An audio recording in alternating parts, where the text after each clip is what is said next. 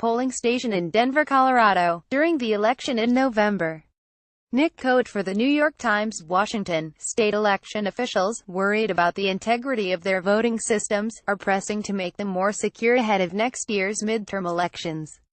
Reacting in large part to Russian efforts to hack the presidential election last year, a growing number of states are upgrading electoral databases and voting machines, and even adding cybersecurity experts to their election teams. The efforts, from both Democrats and Republicans, amount to the largest overhaul of the nation's voting infrastructure since the contested presidential election in 2000 spelled an end to punch card ballots and voting machines with mechanical levers. One aim is to prepare for the 2018 and 2020 elections by upgrading and securing electoral databases and voting machines that were cutting-edge before Facebook and Twitter even existed. Another is to spot and defuse attempts to depress turnout and sway election results by targeting voters with false news reports and social media posts. West Virginia's elections team has added a cybersecurity expert from the state National Guard with a top-secret federal security clearance.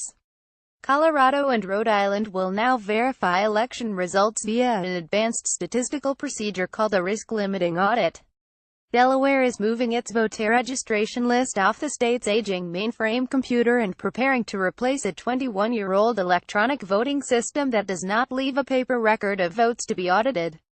Last month, a panel of state, federal and private election experts completed a sweeping revision of guidelines for manufacturers of new voting equipment, the first major overhaul in a dozen years. While the guidelines are voluntary, they are endorsed by all but 3 states, so manufacturers effectively must meet the new standards to sell their equipment in most of the nation. Of course, threats to democracy and fair voting, such as gerrymandered election districts and disinformation campaigns on Facebook and other social media platforms, go well beyond election technology. And so far state and federal funds have often failed to match the scale and urgency of the problem. But in a time of widespread skepticism about the security of American elections, ensuring people that their votes have been counted accurately has become a pressing demand. What's happening is a psyops operation, said Mac Warner, the West Virginia Secretary of State. That's what the Russians are running against us now, trying to erode confidence in our democratic process. We need to assure our citizens that we're aware of these attacks, that we have assistance to counter them, and that when they do occur, don't panic. There are resources to turn to. In an era of bitter political divisions and elections rules disputes, the effort to make the vote more secure is notably bipartisan and relatively rancor-free. Republicans like Mr. Warner are largely aligned with Democrats on the need to act before the next presidential election in 2020, and there is some support in both parties in Congress for helping to finance changes. Experts have warned for years that state and local election equipment and security practices were dangerously out of date, but state and local election agencies short of cash have often lagged in updating their systems. The 2016 election, however, laid bare the seriousness of the threat. Federal officials have said they are confident that November's election results were not tampered with.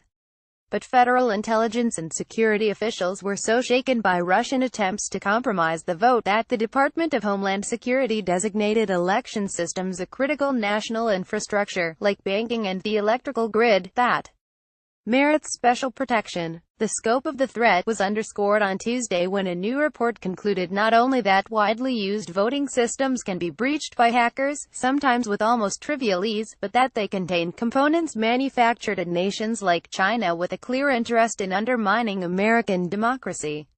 It's really important not to overstate the risk. There are lots of things that can be done to make sure machines are as secure as possible. Lawrence Norden, the deputy director of the Democracy Project at the Brennan Center for Justice of the New York University School of Law. But when you're dealing with a nation-state, you have to assume that at some point they're going to be successful in their efforts to breach things. The question then becomes resiliency and the ability to show people that you can fix things even if there is a breach. State officials, who zealously guard their control of elections, have greeted federal efforts to address voting security with wariness. But that, too, has changed. State election directors who are blindsided and angered by the Homeland Security Department's critical infrastructure designation will meet with department officials in Atlanta this month to discuss how they can share information about threats. The department also is working to give state election and officials security clearances so they can view classified assessments of dangers to the election system. The new guidelines for manufacturers of voting equipment, reduced to 5 pages from more than 200, include for the first time principles as basic as a requirement that voting devices produce written records that can be verified, and that software or hardware errors cannot lead to undetectable changes in tallies. They are expected to spur the development of a new generation of cheaper and more secure equipment, said Matthew Masterson, the chairman of the Federal Election Assistance Commission. He said the shared guidelines would allow for the deployment of election software on products like tablets and iPads, which could be ready as soon as the 2020 election, rather than force 50 states to put together their own systems. It's going to drive innovation, hopefully save money for election officials, and allow us to test and certify equipment more efficiently, Mr. Masterson said. Foreign governments that regularly crack the computers of military contractors and federal agencies will not be daunted by the cyber defenses of voter databases and electronic poll books. A determined adversary could compromise voting equipment at many points along the supply chain, from the factory assembler to the election software programmer to the technician who makes a repair or installs a software upgrade. And in an industry dominated by a handful of companies, malicious tinkering could have a broad impact. In computer security, you're talking much more about the capabilities of local jurisdictions, said Joseph Lorenzo Hall, the chief technology officer at the Center for Democracy and Technology in Washington. And they vary dramatically, from LA, which has a small army of folks, to many jurisdictions that don't even have a full-time person for their election work. To the extent they have an ability to defend against these attacks, it's quite limited, Mr. Hall said election officials need to be even more vigilant, and impose a zero-trust networking policy on their agencies. Don't assume that because something is locked in a case that it's safe, he said. Assume they're already in your system, and set up things that will catch them, honeypots, fake data stores.